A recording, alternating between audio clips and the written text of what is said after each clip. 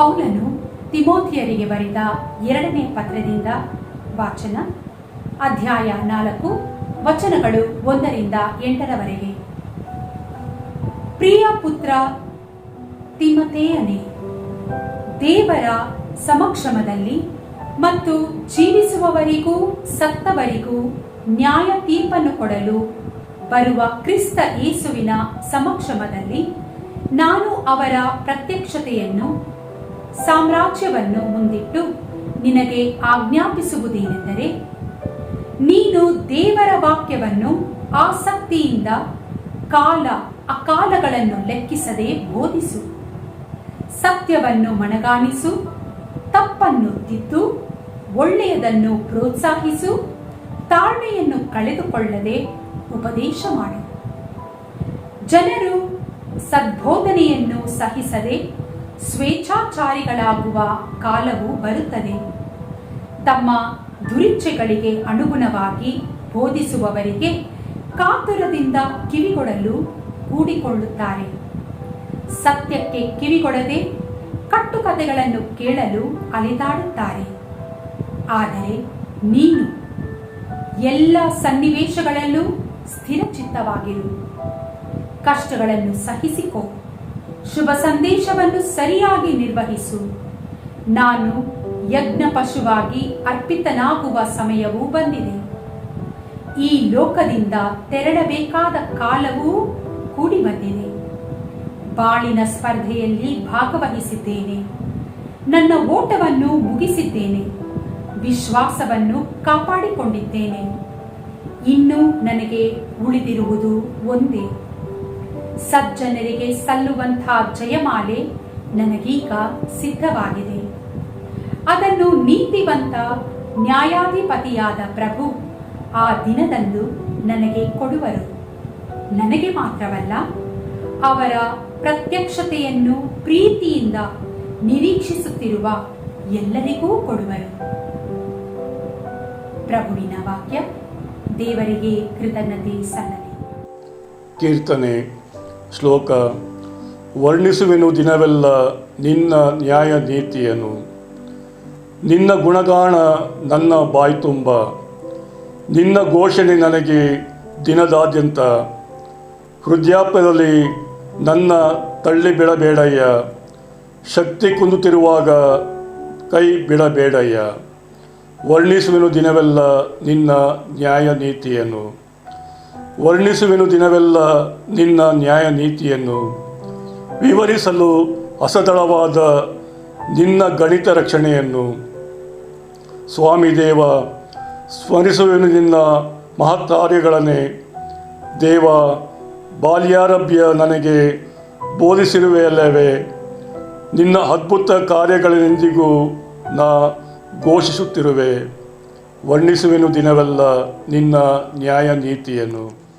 ನಿನ್ನ ಸತ್ಯತೆಗಾಗಿ ಓ ನನ್ನ ದೇವ, ಕಿನ್ನರಿಯನ್ನು ನುಡಿಸುತ್ತಾ ಭಜಿಸುವೆನಯ್ಯ.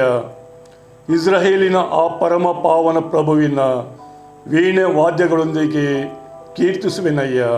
ಶ್ಲೋಕ. ವರ್ಣಿಸುವೆನು ದಿನವೆಲ್ಲ ನಿನ್ನ ನ್ಯಾಯ ನೀತಿಯನ್ನು. ಘೋಷಣೆ. Alleluia, alleluia. ನಿನ್ನ ವಾಕ್ಯ ನನಗೆ ದಾರಿದೀಪ, ನನ್ನ ಕಾಲಿನ ನಡೆಗೆ ಕೈ ದೀಪ. ಅಲ್ಲೆಲೂಯ. ಮಾರ್ಕನು ಬರೆದ ಪವಿತ್ರ ಶುಭ ಸಂದೇಶದಿಂದ ವಾಚನ.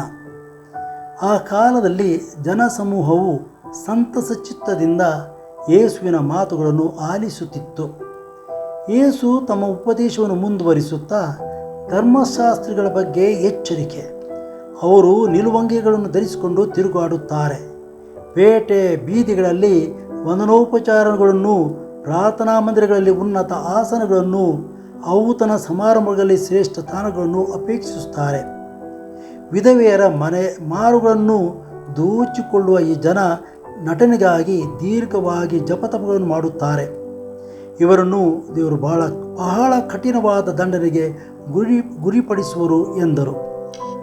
ಯೇಸು ದೇವಾಲಯದಲ್ಲಿ ಕಾಣಿಕೆ ಪೆಟ್ಟಿಗೆಗಳಿಗೆ ಎದುರಾಗಿ ಕುಳಿತಿದ್ದರು. ಅದರಲ್ಲಿ ಜನರು ಹಣ ಹಾಕುವ ರೀತಿ ಅವರ ಕಣ್ಣಿಗೆ ಬಿತ್ತು. ಧನವಂತರಾದ ಅನೇಕರು ಹೆಚ್ಚು ಹೆಚ್ಚು ಹಣವನ್ನು ಹಾಕುತ್ತಿದ್ದರು. ಅಷ್ಟರಲ್ಲಿ ಬಡ ವಿಧವೆಯೊಬ್ಬಳು ಅಲ್ಲಿಗೆ ಬಂದಳು. ತಾಮ್ರದ ಚಿಕ್ಕ ನಾಣ್ಯಗಳೆರಡನ್ನು ಕಾಣಿಕೆಯಾಗಿ ಹಾಕಿದಳು. ಆಗ ಯೇಸು ತಮ್ಮ ಶಿಷ್ಯರಿಗೆ ಕರೆದು, ಕಾಣಿಕೆ ಪೆಟ್ಟಿಗೆಯಲ್ಲಿ ಹಣ ಹಾಕಿದ ಎಲ್ಲರಿಗಿಂತಲೂ ಈ ವಿಧವೆ ಹೆಚ್ಚಾಗಿ ಅರ್ಪಿಸಿದಳು ಎಂದು ನಿಮಗೆ ನಿಶ್ಚಯವಾಗಿ ಹೇಳುತ್ತೇನೆ. ಇವರೆಲ್ಲರೂ ತಮ್ಮ ಅಪರಿಮಿತ ಐಶ್ವರ್ಯದಿಂದ ಕಾಣಿಕೆ ಇತ್ತರು. ಈಕೆ ಆದರೂ ತನ್ನ ಕಡು ಬಡತನದಲ್ಲೂ ತನ್ನಲ್ಲಿ ಇದ್ದುದೆಲ್ಲವನ್ನೂ ಅರ್ಪಿಸಿದಳು. ತನ್ನ ಜೀವನಧಾರವನ್ನೇ ಕೊಟ್ಟು ಬಿಟ್ಟಳು ಎಂದರು. ಪ್ರಭುವಿನ ಶುಭ ಸಂದೇಶ. ಕ್ರಿಸ್ತರೇ ನಿಮಗೆ ಸ್ತುತಿಯಾಗಲಿ. ಸಹೋದರ ಸಹೋದರರೇ, ಪ್ರಿಯ ಮಕ್ಕಳೇ, ಯುವಜನರೇ, ಇಂದು ನಾವು ಮಾತೆ ಮರಿಯಮ್ಮನವರ ನಿಷ್ಕಳಂಕ ಹೃದಯದ ಹಬ್ಬವನ್ನು ಆಚರಿಸುತ್ತೇವೆ. ಮಾತೆ ಮರಿಯಮ್ಮನವರು ನಿಷ್ಕಳಂಕವಾಗಿದ್ದರು. ನಮ್ಮ ಗಬ್ರಿಯಲ್ ದೂತನು ಕಾಣಿಸಿಕೊಂಡು ಹೇಳಿದರೆ, ನಮೋ ಮರಿಯ ಪ್ರಸಾದ ಪೂರ್ಣೆ, ಅಂದರೆ ಪ್ರಸಾದ ಪೂರ್ಣದಲ್ಲಿ ನೀವು ಇದ್ದೀರಿ. ಯಾಕೆ? ಯೇಸು ಅವರನ್ನು ಇದ್ದರು.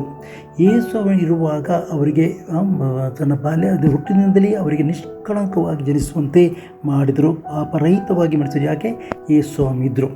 ಹಾಗಾದರೆ ಯೇಸು ಸ್ವಾಮಿ ಇರುವಾಗ ಅವರಿಗೆ ಪೂರ ಎಷ್ಟೇ ಕಷ್ಟಗಳು ಯಾವಾಗಲೂ ಅವರು ಶಪಿಸಲಿಲ್ಲ, ಅವರಿಗೆ ನಿರಾಸೆಯಾಗಿಲ್ಲ ಎಂದು ಪಾಪವನ್ನು ಮಾಡಲಿಲ್ಲ.